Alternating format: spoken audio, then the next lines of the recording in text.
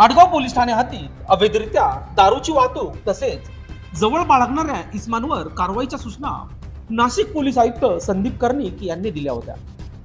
त्याच अनुषंगाने आडगाव पोलीस ठाण्याच्या पथकाने 17 जून रोजी तपोवन भागात पेट्रोलिंग करत असताना गुप्त माहितीच्या आधारे पंचवटी कॉलेज जवळ एक सफेद रंगाचा छोटा हत्ती व एक काळ्या रंगाची होंडा सिटी गाडी अशा 2 गाड्यांमधून दारूचे बॉक्स विक्रीसाठी घेऊन जात असताना छापा टाकला।